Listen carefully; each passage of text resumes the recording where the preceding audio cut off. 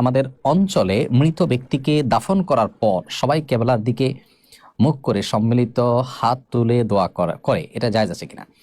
মৃত ব্যক্তিকে দাফন করার পর যারা দাফন কাজে শরীক হয়েছেন তারা কেবলামুখী হয়ে সবাই যার যার মতো করে সম্মিলিতভাবে, বলতে এখানে সবাই দোয়া করবেন, কিন্তু একজনের সাথে সবাই তালে তাল মিলিয়ে দেওয়ার শিক্ষা হাদিস দ্বারা প্রমাণিত হয় না, তবে যার যার মতো করে সবাই দোয়া করবেন, এটি হাদিস দ্বারা প্রমাণিত।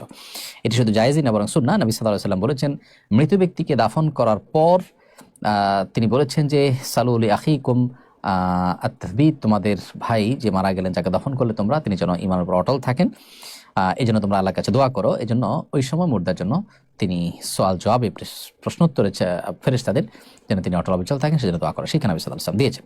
আমি একজন মাদ্রাসা শিক্ষার্থী, এবছর দাওরা শেষ করবো ইনশাআল্লাহ, আপনার মতো দায়ী হতে চাই, কোনো পরামর্শ দেবেন?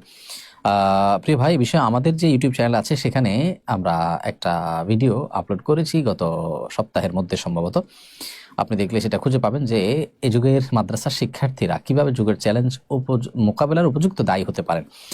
সেখানে কিছু দিন নির্দেশনা আপনি পাবেন, সম্ভবত 30-40 মিনিট একটা বক্তব্য চট্টগ্রামের দারুল মাআরিফ মাদ্রাসায় দেওয়া হয়েছে। এই বক্তব্যটি আশা করি আপনার প্রশ্নের উত্তর পেতে আপনাকে সাহায্য করবে। সেই সাথে একটু আগে লাইভের শুরুতে আমি বলেছি, আসুন্নাহ ফাউন্ডেশনের উদ্যোগে দেশের তরুণ মেধাবী এবং উদীয়মান সম্ভাবনাময় আলিমদের জন্য রমাদানে 1 মাস ব্যাপী দাওয়া প্রশিক্ষণ কোর্সের ব্যবস্থা আমরা করেছি। সেখানে আপনি আবেদন করতে পারেন, যদি আপনার যোগ্যতা এবং ক্রাইটেরিয়া সব কিছু ব্যাটেবল হয়ে যায়, তাহলে সেক্ষেত্রে ইনশাআল্লাহ আপনি এখানে হয়তো সুযোগ পেতেও পারেন। আমার বর আমার সাথে এক বিছানায় থাকে না অনেক বছর হলো, আমাদের শারীরিক সম্পর্ক হয় খুব কদাচিৎ, আমি চাইলেও সে সহজে আসে না, এতে কি তার গুনাহ হয় না? প্রিয় বোন, আল্লাহ তাআলা আপনার প্রতি রহম করুন। যদি আপনি যেমন বর্ণনা করেছেন বাস্তবতা এমনই হয় যে আপনার যে জৈবিক চাহিদা আছে সেটি তিনি পূরণ করছেন না, তিনি এক্ষেত্রে অবহেলা করছেন কিংবা শারীরিকভাবে অসুস্থ, এদিকে আপনি এই অবস্থা চলতে থাকলে নিজের চরিত্র নিয়ে আপনি শঙ্কায় থাকেন, তাহলে সেক্ষেত্রে তিনি শুধু গুনাহগারী হচ্ছেন তা নয়, বরং আপনাকে এই সংসার থেকে বিচ্ছিন্ন হয়ে অন্যত্র বিয়ের চিন্তা আপনাকে করতে হবে, যদি সেই সুযোগ আপনার থাকে। অন্যথায় আপনার স্বামী তিনি গুনাহগার হবেন, তিনি আলাদা থেকে আপনার হক নষ্ট করছেন, সেই দায় তিনি দায়ী থাকবেন। তার আল্লাহকে ভয় করা উচিত, কারণ স্ত্রীর ভরণ পোষণ শুধু জোগাড় করলেই হয় না, স্ত্রীর জৈবিক চাহিদা পূরণ করাও স্বামীর উপর কর্তব্য, সেটা যদি তিনি না করেন তাহলে তিনি গুনাহগার হবেন। খাদেমুল মুরসালিন আপনি লিখেছেন, সমাজে ইসলামী বিমা, আসলে আপনার প্রশ্ন তো দিয়েছি। নেহা খান লিখেছেন, আমি একজন হিন্দু ছেলেকে বিয়ে করেছি, যিনি কালিমা পড়ে ইসলাম গ্রহণ করেছেন। আমাদের 9 বছরের সংসার, কিন্তু তিনি নিয়মিত নামাজ পড়েন না এবং আল্লাহর প্রতি পূর্ণ ঈমানের বিষয়ে অনিশ্চিত। তিনি বলেন সব ধর্মকে ভালোবাসি এবং সময় হলে সব কিছু করব। এই পরিস্থিতিতে আমার জন্য ইসলামের নির্দেশনা কি? তিনি যদি আল্লাহকে মানতে অস্বীকৃতি জানান তবে আমার করণীয় কি? নেহা খান, এইরকম পরিস্থিতিতে তাকে ইমানদার বলা যায় না। কোনো ইমানদারের মধ্যে যদি আল্লাহর অস্তিত্ব, একত্ববাদ, ইসলামের সত্যতার ব্যাপারে বিন্দুমাত্র সন্দেহ বা সংশয় তৈরি হয়, তাহলে সেক্ষেত্রে তিনি আর মুসলিম হিসাবে গণ্য হন না, তিনি ইসলাম থেকে খারিজ হয়ে যান।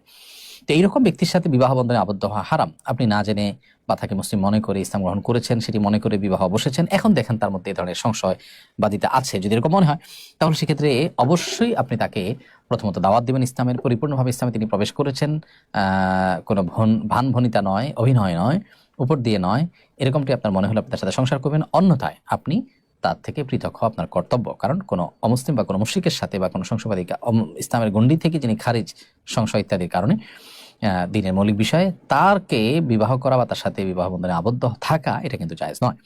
সেজন্য আপনাকে পৃথক হয়ে যেতে হবে পরিস্থিতি পর্যালোচনা করে। তারপর এরপরে কাইনাত জাহান আপনি লিখেছেন, আল্লাহর রহমতে আমি গর্ভবতী, ইনশাআল্লাহ 2-1 দিনের মধ্যে আমি উমরা পালন করতে মক্কা যাব।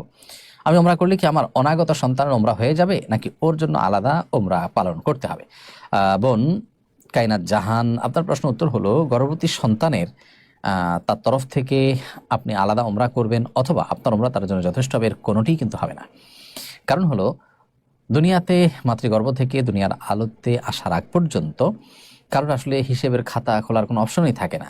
তিনি এই জগতের বাসিন্দা না হলে, মাতৃগর্ভ থেকে দুনিয়াতে বা পৃথিবীর আলোতে তিনি না আসলে, তখন তার তরফ থেকে উমরা অথবা তাকে নিয়ে উমরা করলে তার উমরা হওয়া, এগুলোর কোনোটি স্কোপ থাকে না। বিধায় মাতৃগর্ভে থাকা শিশুকে নিয়ে যদি মা উমরা করেন কিংবা হজ করেন, সেক্ষেত্রে মার উমরা এবং হজ আদায় হবে শুধুমাত্র। তবে তিনি শিশুকে গর্ভে ধারণ করেও উমরা বা হজের মতো কষ্টসাধ্য ইবাদত সম্পন্ন করার কারণে আল্লাহ সুবহানাহু ওয়া তাআলার কাছে আলাদা বিনিময় এবং আজর লাভ করবেন, সেটা ভিন্ন বিষয়।